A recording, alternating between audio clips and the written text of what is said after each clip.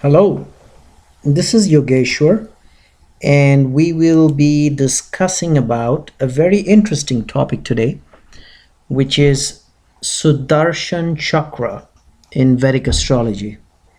Now, for people who are not from India and are not familiar with Indian mythology, and I don't call it mythology because it's truth, it is not a myth. But anyways, the common thing to say is mythology, so I'm using this word. So people who are familiar with Indian mythology would know what a Sudarshan Chakra is. A Sudarshan Chakra is like a discus, a chakra, a revolving discus, which is in the hands of the god Vishnu. And we are not going to be talking about that Sudarshan Chakra because that's completely different from what we'll be discussing in this video.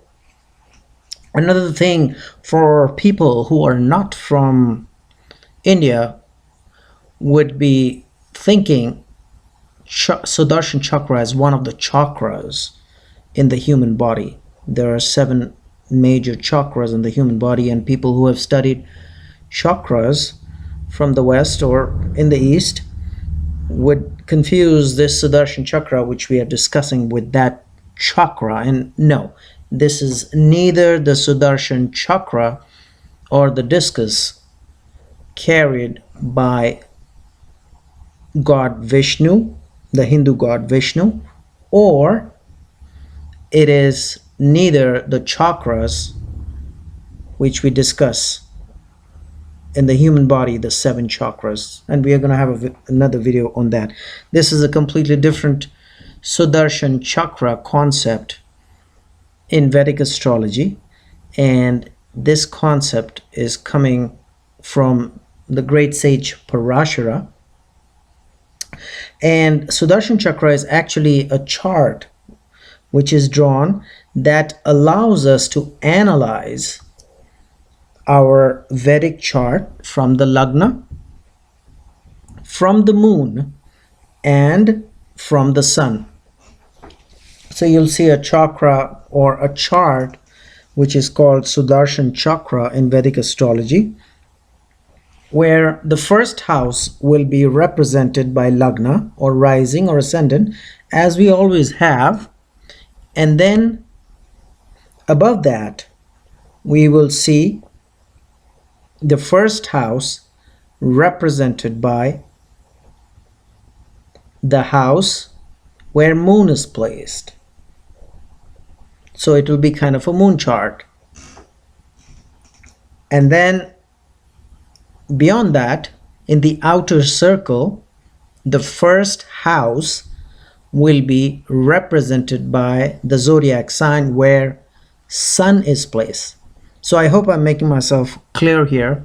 I don't have a chart to show you, but it's fairly simple that a Sudarshan Chakra would be represented as the innermost would be the birth chart as per the Lagna. So the first house or the rising or the ascendant would be the Lagna. The outer circle would be the zodiac sign represented in the first house itself where moon is placed, and the last outermost circle will have the first house represented by the zodiac sign where sun is placed. So the first house, the innermost circle, will have the Lagna as per our basic chart. The second circle or the middle circle will have the zodiac sign which will have the moon, and the third circle will have the zodiac sign which will have the sun. And this entire chart, where kind of 3 Vedic charts are represented in one diagram, is called the Sudarshan Chakra. And the idea behind the Sudarshan Chakra is that one can study an individual's birth chart from the lagna, as what we have been discussing in our earlier videos, from the moon. And I've been telling you that a lot of astrologers and even some of the known sages have mentioned that one should be studying the birth chart or the Vedic birth chart from the moon, not just from the ascendant or the lagna. And then the third is to study the birth chart from the placement of the sun. So that becomes the sun chart. So lagna chart, moon chart, and sun chart can be simultaneously studied through this Sudarshan Chakra. And we call it chakra, but actually it is basically a combination of three charts of the same individual: his lagna chart, his moon chart, and the sun chart, represented in one diagram, so that we can see the effect of the lagna in the first house, and we can see the effect of the first house through the moon, and we can see the effect of the first house from the sun. And then that applies to all the 12 zodiac signs, because we'll be seeing the second house from the lagna chart, the second house again from the moon chart, and the second house again from the sun chart. And we'll be simultaneously seeing all the three charts in one diagram. So that makes it very easy for us. And the great sages have explained, and especially Sage Parashara has explained this concept, that one has to analyze a chart not just from the lagna but from the moon and the sun as well. And what better thing can be done as depicting these three charts in one diagram, so that we don't have to go and refer to first the ascendant or the lagna chart, then we go to another place where we analyze the moon chart, and then we go to another place where we analyze the sun chart. In this diagram we can analyze all the houses at the same time. So this is what is the concept of Sudarshan Chakra. Now, as far as your readings are concerned, if you go ahead and see and research certain charts, you will realize that this Sudarshan Chakra actually makes a lot of sense. Like, for example, look at somebody who has been extremely famous, and we know that the house of fame is depicted through the 10th house. And you will realize, and it's very interesting, that in most of the charts you will realize that that person's 10th house is auspicious not just from his lagna chart, but his 10th house from the moon is extremely auspicious, and the 10th house from the sun is also extremely auspicious. And I can give you several examples of this, and I will let you do your own research. But one of the few examples that come to my mind is the great film star Amitabh Bachchan of India. And if you study his chart from the lagna or the ascendant, from the moon, and from the sun, so the 10th house from the lagna will be auspicious, you will see. The 10th house from the moon, or where moon is placed, will be auspicious, you will see. And the 10th house from where the sun is sitting, which is a sun chart, will be auspicious. You will realize that. And that's just one example. Another example that comes to my mind is the great model Kate Upton. And I'm sure people from the West are familiar with who she is. She's hardly 22 years of age and extremely, extremely famous from the point of view of modeling and very much in demand. And if you go and study her chart, you will see her 10th house of fame is very auspicious through her ascendant. And then if you go and study her 10th house from the moon, you will realize that yes, her 10th house from the moon is also very auspicious. And then you go and study the 10th house from the sun, or where the sun is placed, you will realize that her 10th house from the sun is also very auspicious. So isn't this very interesting that in lots of famous people you will realize that you will find this combination, and it's just not the 10th house. Every house has to be analyzed through the Sudarshan Chakra. I just gave you an example of the 10th house for people who are famous, and you can go ahead and do your own research on not just the 10th house but all the 12 houses, and study that chart not just from the ascendant but from the moon and the sun as well, and you will see it makes a lot of sense. And of course it's been described by sage Parashara, and obviously the sage cannot be wrong. Now, this was the discussion on how a Sudarshan chakra can analyze the various 12 houses or the entire horoscope of a person, or a Vedic horoscope of a person. Another side to the Sudarshan chakra is that sage Parashara has said that we can actually, and again this is very interesting because it's different from the Vimshottari Dasha which we have discussed. He says that there are Sudarshan Dashas as well. So Sudarshan Dasha is actually nothing but a combination of these three charts, the ascendant chart, the moon chart, and the sun chart.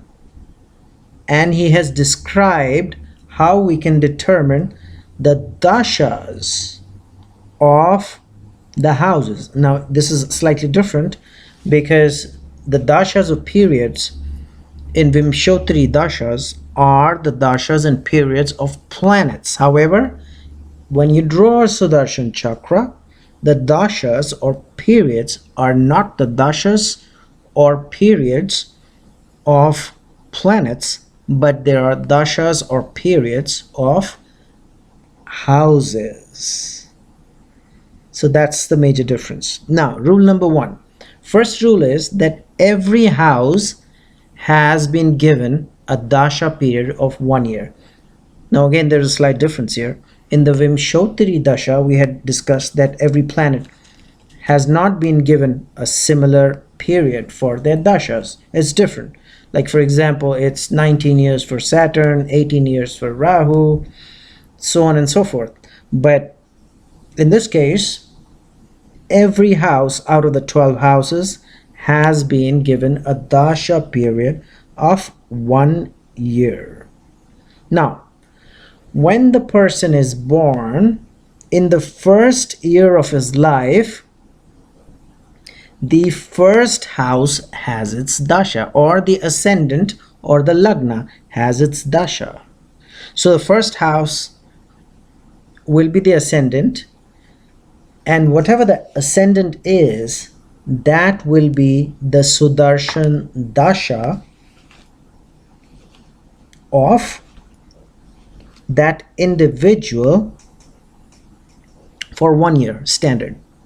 So between 0 to 1 years, he will be under the dasha of that zodiac sign which represents his ascendant. In the second year, the second house will take over. So between the ages of 1 and 2, that individual will have the Sudarshan Dasha of the second house, which is represented as per his horoscope, which is his horoscope based on his lagna or ascendant, not the moon horoscope, not the sun horoscope. And at the age of between 2 and 3, that individual will have a Sudarshan Dasha of the third house. And the third house will be represented by whatever is represented as a zodiac sign in his third house in his lagna or ascendant chart, and so on and so forth, until he reaches the age of 12, because he would have had all the dashas or periods of the 12 zodiac signs from starting from the ascendant until he reaches the age of 12. Now, just like Vimshotri Dasha, this main period or main dasha will have a sub dasha as well, and each sub dasha or sub period will be of 1 month each. So once again, the main dasha will be for 1 year, and the sub dasha or the antar dasha as it is called will be of 1 month each. So the main period will run for 12 months or 1 year, and the sub period will be running for 1 month each and will complete its 12 zodiac signs in 12 months. And the first month of the Antardasha or the Subdasha is of the house that it's running the Dasha. So say for example, between the ages of 0 to 1, the main Dasha is for house number 1. And the first month of that first year will also have the sub period or Antardasha, and we are talking Sudarshan Dashas, we are not talking Vimchotri Dashas.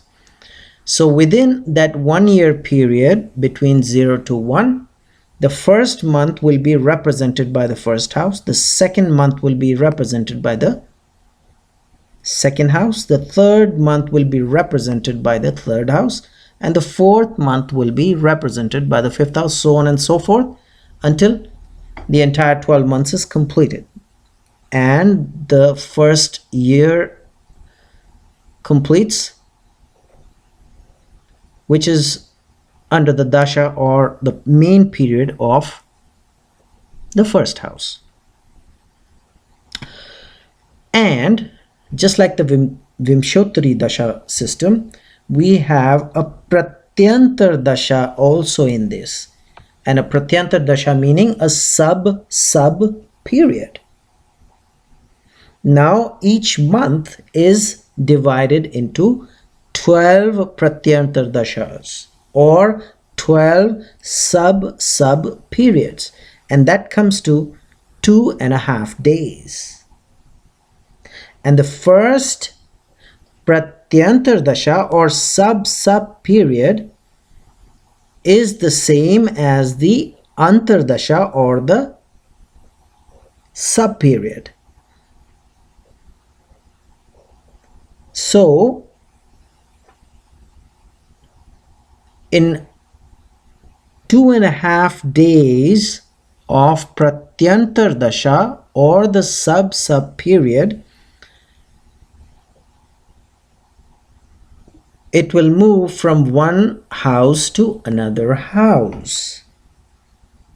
Therefore, in 12 Pratyantar Dashas, the entire month will be completed.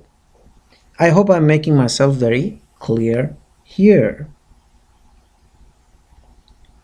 And finally, this is going too much into detail, but this is how the sages have described. Each Pratyantar Dasha which we have already discussed, that the Pratyanta Dasha, or the sub period of 2.5 days, is further divided into 5-hour intervals. So if you add these 5 hours times 2.5 days, it will come to 12. So every 5 hours, the Pratyanta Dasha is further divided into 12 houses, and those are called Ghatikas. So this is the rule how the Sudarshan Dasha happens. And once again, the main period is given for 1 year for the first house in the first year of that person. The second year is given to the second house. So the second year is given to the second house as the main Sudarshan Dasha of that person, so on and so forth. And the Pratyanta Dasha, or the sub period, is divided into 12 parts of 1 month each within that 1 year period. And the Antardasha is divided, not the Pratyanta. The Antardasha is divided into 1 month each of that main Dasha period. And then the Antardasha is divided into 2.5 days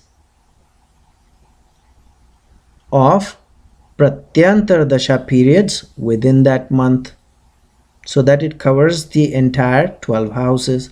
2.5 times 12 will come to 1 month. And the Pratyanta Dasha is further divided into 5-hour intervals, which are called Ghatikas. And the Ghatika, the first Ghatika, is going to be what the Pratyanta Dasha is running. Say for example, the Pratyanta Dasha is running for the first house. The first Ghatika will also be the first house, and a Ghatika is for 5 hours. Second Ghatika will be another 5 hours, and that will represent the second house, so on and so forth, so that these 5-hour intervals will add up to 2.5 days. So this is how the Sudarshan Dashas is calculated. And I will recommend that you go and do your little more research into that, because I may have gone a little too fast and you may not have understood. But in a nutshell, Sudarshan Dasha is divided into Antardasha of Sudarshan Dasha, or Antar Sudarshan Dasha as it can be called, and the Antar Sudarshan Dasha, or the sub Sudarshan Dasha, will be broken down into 12 Pratyantar or sub Sudarshan Dashas. And the Pratyantar Dashas, or the sub periods, are further divided into 5 hours intervals of Ghatikas. So Sudarshan Chakra period or Dasha has the sub period, and then it has the sub period, and then it has the sub period, which is called Ghatikas. So I hope I've tried to make myself very clear here. But going back to the discussion, first we have to see and draw a Sudarshan Chakra. We have to see what the placement of planets is from the lagna, from the moon and the sun, and then to make a prediction based on that, and then going into finer details, we do the calculation or the Sudarshan Dashas, and those dashas is going to help us determine what houses are activated most in those dashas, subdashas or subperiods, or sub-sub-dashas, or sub-sub-periods, or sub-sub-sub-dashas, or sub-sub-sub-periods. So hopefully you like this video. I'll recommend please check out my website below, and we'll be taking up another topic in the next video. Thank you.